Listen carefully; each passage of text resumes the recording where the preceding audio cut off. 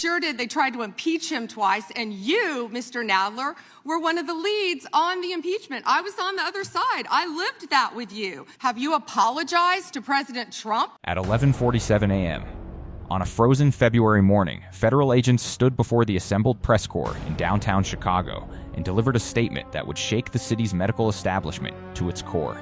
57 patients were found in conditions so severe that medical examiners initially believed they had entered a mass casualty scene. Over $14 million in fraudulent Medicare and immigration-linked medical billing had been processed through a network of clinics that existed only on paper.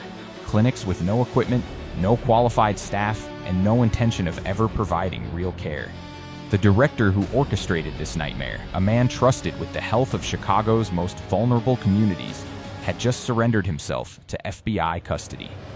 His name was Dr. Victor Salazar, and what investigators discovered inside his operation would reveal something far more disturbing than simple fraud.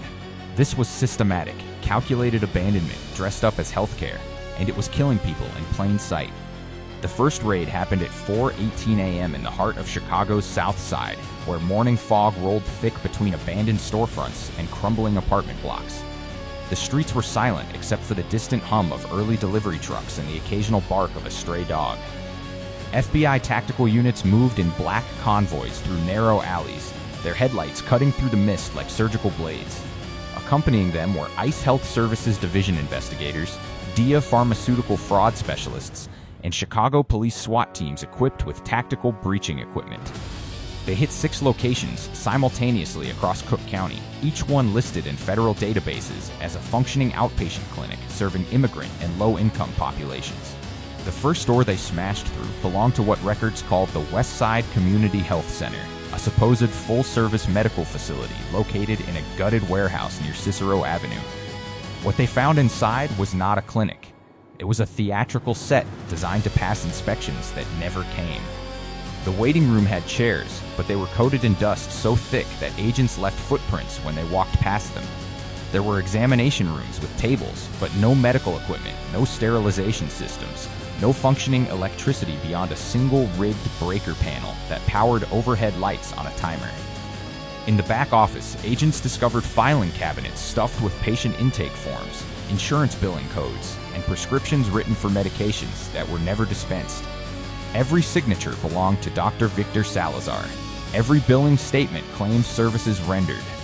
Every patient listed had been charged for consultations, diagnostics, treatments, and follow-ups that existed only in the digital systems of Medicare and Medicaid processors. And in the basement, investigators found something that turned their stomachs. 17 patients were lying on makeshift cots in a windowless storage room, barely conscious, dehydrated, infected, and surrounded by their own waste. They had been told this was a recovery ward. They had been promised post-operative care. What they received was abandonment. Across the city, similar scenes unfolded in rapid succession. At 4:31 a.m., federal agents stormed the North Shore Wellness Institute, a supposed addiction recovery clinic housed in a converted auto body shop. They found 9 patients locked inside a back room with no running water, no food, and no medical supervision. At 4:44 a.m., ICE investigators breached the doors of the Pilsen Family Care Clinic, where 12 undocumented immigrants had been promised immigration-compliant medical screenings required for visa applications. Instead, they were given fake paperwork, charged thousands of dollars, and left with untreated infections that had progressed to life-threatening stages. At 5:02 a.m., DIA pharmaceutical agents raided the supposed South Loop Pain Management Center and discovered that no pain management had ever occurred. Patients suffering from chronic injuries and post-surgical complications had been prescribed opioids through forged prescriptions, then abandoned without follow-up care, creating a pipeline of dependency that fed directly into street-level dealers operating under cartel distribution networks. The drugs were real, the prescriptions were real, but the doctor who signed them had never examined a single patient.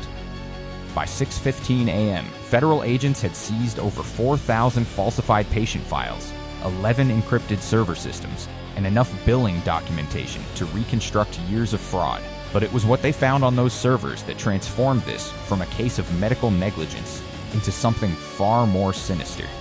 Inside the encrypted drives, FBI cyber forensics specialists discovered a master operational blueprint labeled Project Lazarus. It was not a healthcare plan. It was a revenue extraction system designed to exploit federal immigration policies and insurance loopholes on an industrial scale. The network was built around a simple but devastating model. Immigrants seeking required medical documentation for visa applications, asylum hearings, or work permits were funneled into the clinic system through community outreach programs and word-of-mouth referrals. They were charged inflated fees for mandatory health screenings, then given falsified clearance documents while their actual medical conditions went untreated. Meanwhile, the same patients were simultaneously enrolled in emergency Medicaid programs under false residency claims, allowing the clinics to bill federal healthcare systems for services that were never provided. Every patient became a double revenue stream. Cash payments up front, federal reimbursements on the back end, and nobody checked because the patients were too afraid to complain. At the center of this entire operation sat Dr. Victor Salazar, a man who had once been a legitimate public health official. His career had begun honorably enough, working in county health departments and immigrant assistance programs across the Midwest. But somewhere along the line, ambition had turned into greed, and greed had turned into something much darker. Investigators traced his digital footprint across shell companies, ghost corporations, and fake nonprofit foundations. There was the Lazarus Health Initiative, a supposed charity providing free care to underserved communities, which in reality existed only to launder fraudulent billing proceeds. There was Midwest Medical Logistics, a fake equipment supplier that invoiced the clinics for devices that were never delivered, creating paper trails that justified inflated operational costs. There was the New Horizon Immigration Assistance Fund, which collected donations meant for immigrant families and funneled them directly into Salazar's offshore accounts in the Cayman Islands and Panama. The financial web was staggering in its complexity, but the core mechanism was brutally simple. Salazar had turned human desperation into profit, and he had done it with the full protection of his official position as Regional Health Director for Cook County's Immigrant Services Division. This was not medical malpractice. This was not bureaucratic negligence. This was engineered exploitation at the policy level, and it had been running for at least 6 years without meaningful oversight. Every invoice Salazar submitted was approved. Every clinic license he requested was granted. Every inspection report he filed was accepted without verification. He had built a medical empire that existed entirely in paperwork, and he had used his authority to make sure nobody looked too closely. The patients he abandoned were the most invisible people in the system. Undocumented immigrants afraid to report problems. Low-income families without the resources to demand better. Asylum seekers desperate for the medical clearances that stood between them and deportation. They were perfect victims because they had no voice, and Salazar had counted on that silence to keep his operation running indefinitely. By 7:30 a.m., the operation expanded into its second phase. Inside a federal command center hastily established in a downtown Chicago FBI field office, investigators gathered around a massive digital map of Cook County and the surrounding region. The map was covered in red markers, each one representing a location tied to the Lazarus network. There were 23 clinic addresses, 14 shell company offices, 8 residential properties purchased under Salazar's hidden ownership, and dozens of smaller nodes representing bank accounts, vehicle registrations, and encrypted communication hubs. The scale was staggering. This was not a rogue doctor running a single fraudulent clinic. This was a coordinated network operating across multiple jurisdictions, exploiting gaps in federal oversight, and generating millions of dollars in illegal revenue every year. The orders came down fast and uncompromising. Over 400 federal agents were mobilized across the region. FBI financial crimes units, ICE healthcare fraud investigators, DEA pharmaceutical enforcement teams, EARS criminal investigation agents, and Department of Health and Human Services Office of Inspector General specialists all converged on Chicago in the largest coordinated healthcare fraud takedown in Midwest history. They were backed by Chicago Police Tactical Units, Cook County Sheriff's deputies, and Illinois State Police intelligence analysts who had been tracking suspicious medical billing patterns for months without realizing they were all connected to the same source.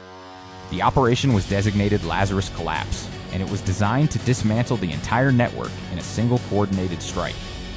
At 8:14 a.m., teams hit Salazar's primary residence, a sprawling estate in the affluent suburb of Oak Brook that he had purchased through a shell company 2 years earlier. Agents found a home office filled with backup servers, encrypted laptops, and filing cabinets containing duplicate patient records. They found detailed financial ledgers showing exactly how much money had been extracted from each clinic, each billing cycle, and each fraudulent claim. They found correspondence with corrupt medical billing consultants who specialized in gaming federal reimbursement systems. They found emails discussing how to maximize revenue by targeting patients with complex immigration cases who would require multiple follow-up visits and extended documentation processes. They found a safe containing over $200,000 in cash, gold bars, and foreign currency, all labeled with clinic names as if they were legitimate business proceeds. And they found something that made every agent in the room go silent: a handwritten journal detailing Salazar's philosophy on what he called the exploitation gap, the space between what the system promised vulnerable people and what it actually delivered, and how that gap could be turned into profit if someone was willing to ignore the human cost. At 8:47 a.m., federal agents raided the offices of Midwest Medical Logistics, the fake supply company that had been invoicing the clinics for non-existent equipment. Inside, they found an administrative assistant who had no idea the company was fraudulent. She had been hired to process paperwork, answer phones, and maintain the appearance of a functioning business. She broke down in tears when agents explained that every piece of equipment she had invoiced for had never been delivered, and that the patients she thought were being served were actually being abandoned in life-threatening conditions.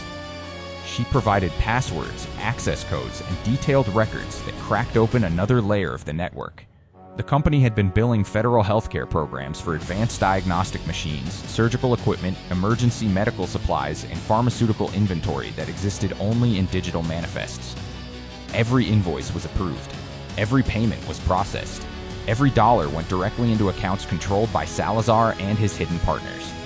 At 9:23 a.m., ICE investigators hit a property in suburban Berwyn that was listed as a medical equipment storage facility. What they found instead was a document forgery operation. The warehouse contained industrial-grade printers, blank medical forms, official letterhead templates, and thousands of pre-signed clearance documents bearing Salazar's forged signature and stolen medical license numbers. This was where the fake immigration health screenings were produced. Patients would come in for required medical exams, pay cash fees ranging from $500 to $3,000 depending on visa type, and receive documents claiming they had passed comprehensive health evaluations. In reality, they had never been examined.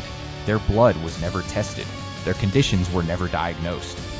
They were simply processed through an assembly line designed to generate paperwork and extract money, and then sent back into the world with documents that immigration officials had no reason to question because they came from a licensed regional health director with an impeccable official record. At 10:08 a.m., federal agents arrested 4 clinic administrators who had been running the day-to-day operations of the ghost facilities. 3 of them were legitimate medical professionals who had been recruited with promises of high salaries and light workloads. They claimed they had no idea the clinics were fraudulent, that they believed they were simply managing administrative operations while Salazar handled direct patient care. But investigators found evidence that all 4 had been paid bonuses tied directly to billing volumes, that they had been instructed to maximize patient intake without providing actual services, and that they had been explicitly told to avoid creating paper trails that could trigger audits. One administrator had emails showing he had raised concerns about patients not receiving follow-up care and had been told by Salazar to focus on documentation, not outcomes. Another had questioned why medical equipment listed on inventory reports was never physically present and had been reassured that everything was handled through centralized logistics that she did not need to understand. They had all chosen to look the other way because the money was too good and the patients were too powerless to complain.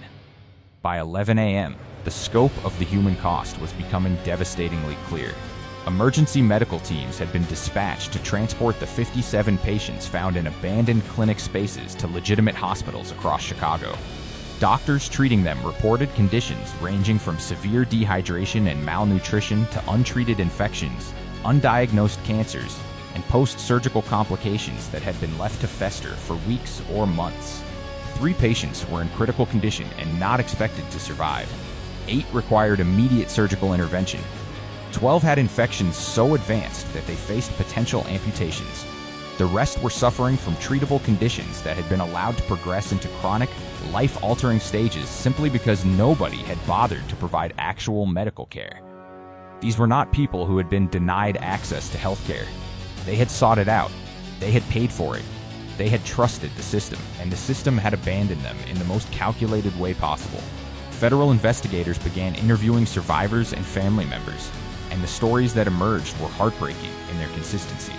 A woman from Guatemala who had paid $2,000 for the immigration medical screening required for her asylum case. She had been told she was healthy and given clearance documents, but she had actually been suffering from untreated tuberculosis that had now spread to her spine.